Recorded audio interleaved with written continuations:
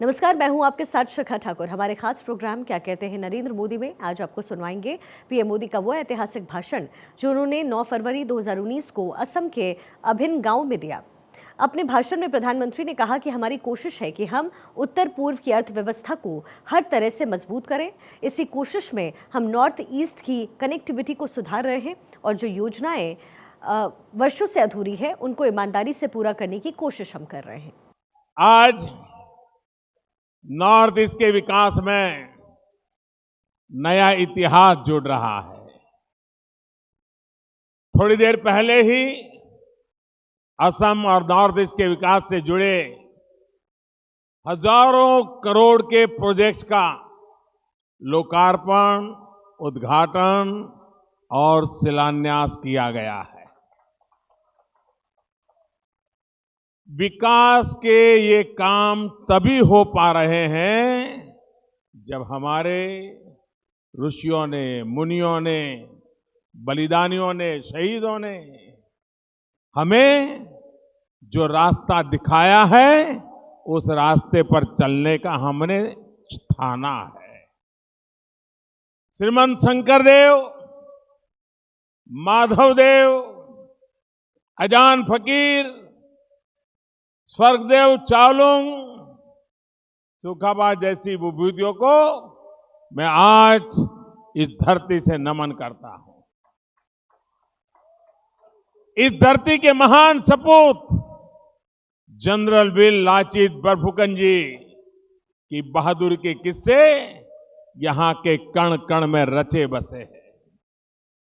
संत श्रीमंत शंकरदेव संघ का वार्षिक अधिवेशन जो मोरी गांव में हो रहा है उसकी सफलता की भी मैं कामना करता हूं। महापुरुष श्रीमंत हंकरदेव हनहर वारही की अधिवेशन मोरीगांव सोलिय से मय इयोर परोई महापुरुष श्रीमंत हंकरदेव आरु लाख लाख भक्त जनों लोई प्रणाम जासीसु।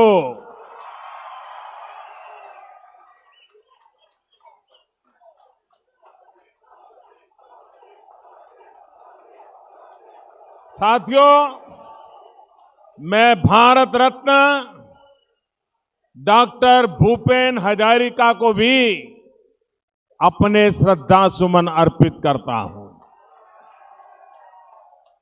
डॉक्टर भूपेन हजारिका कोहिसिल असम आमार रूप ही गुनोर नाई है बढ़तो रे पूरब दिशर हुई उठा दे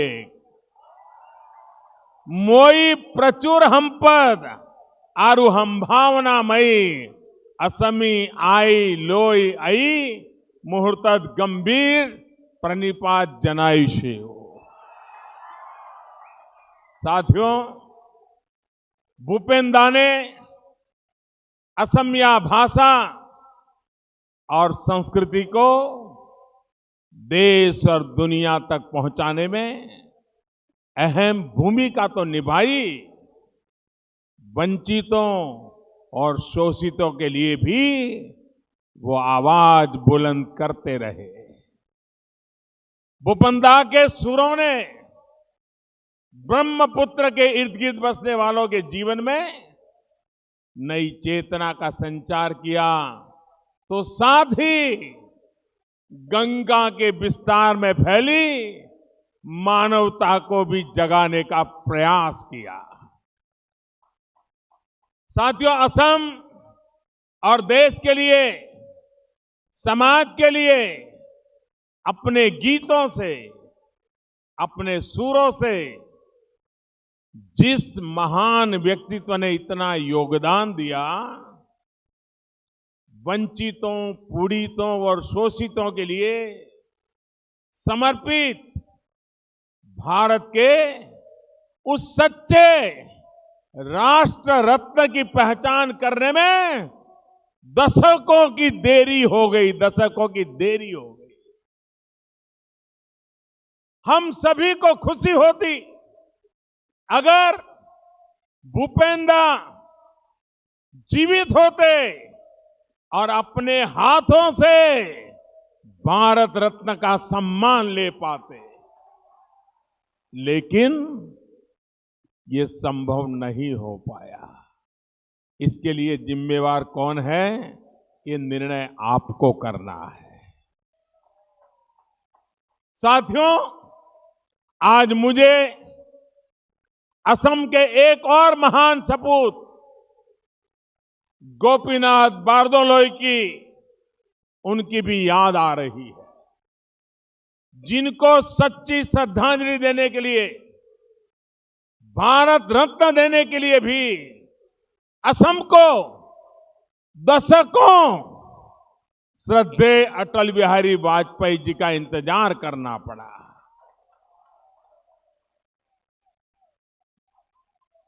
अभी मैंने पार्लियामेंट में बीसी और एडी की व्याख्या की थी।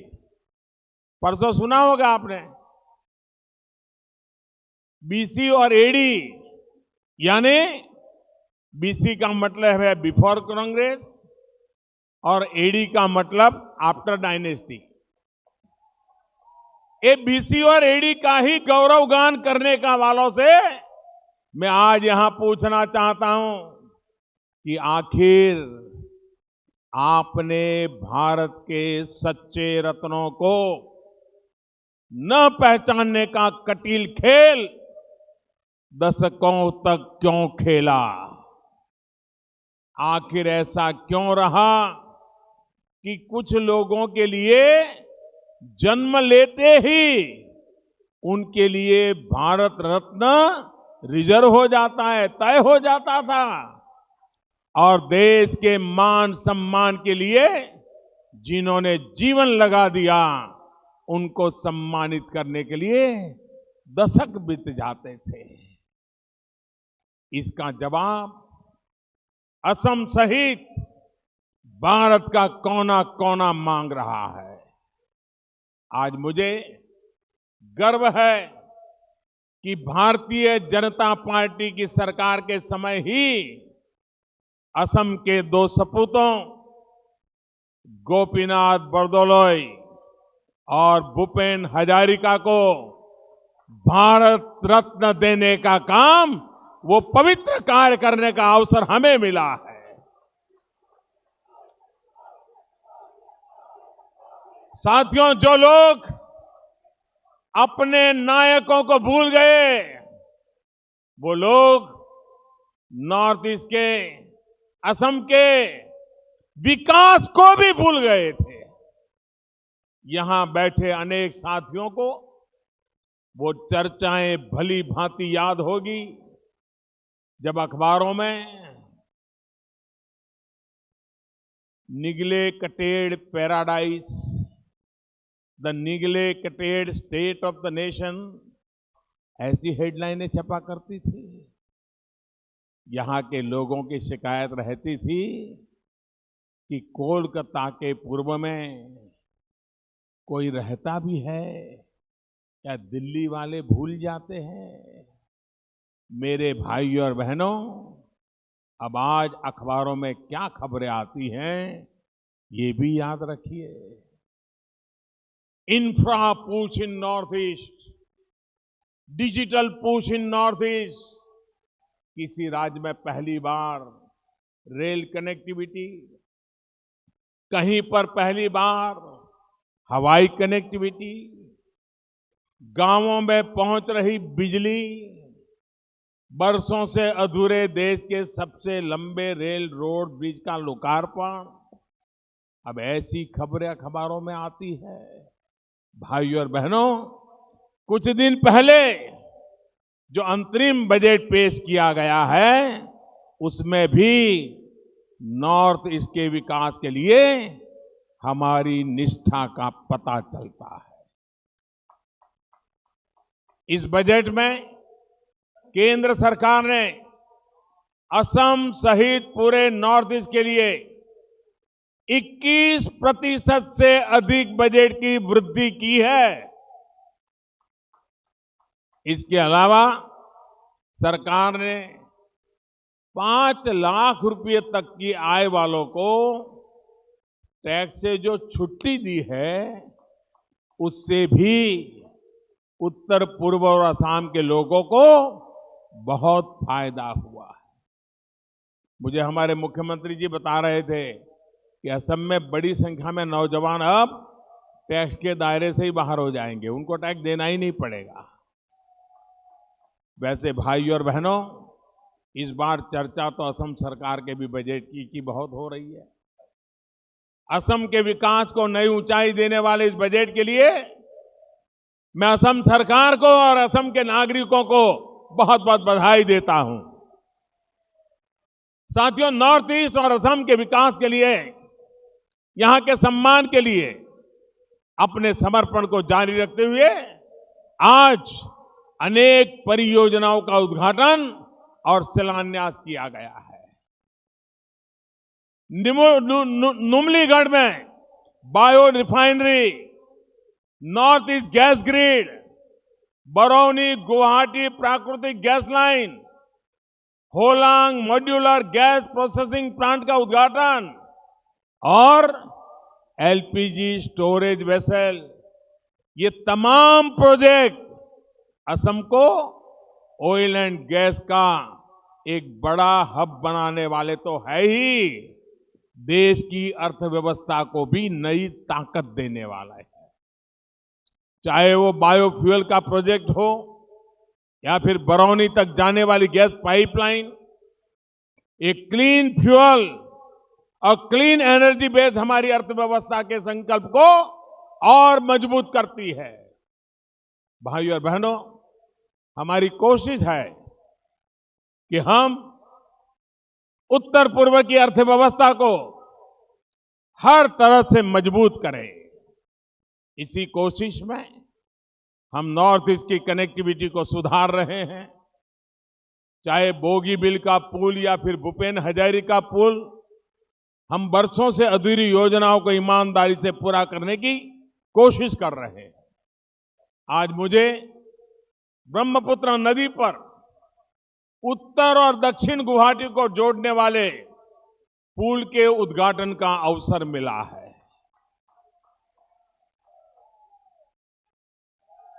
इससे उत्तर और दक्षिण गुवाहाटी के बीच की दूरी 1.5 घंटे से घटकर 15 मिनट रह जाएगी। अभी यहां सिर्फ फेरी के जरिए ही जाया जा सकता है। करीब 2000 करोड़ की लागत से बने इस पुल के बन जाने के बाद गुवाहाटी के स्टेट कैपिटल रीजन में जाम की परेशानी भी कम होगी। साथियों, बीते 4.5 वर्षों में हमारी सरकार द्वारा असम में ऑयल एंड गैस सेक्टर में ही लगभग 14,000 करोड़ रुपए के प्रोजेक्ट पूरे किए जा चुके हैं।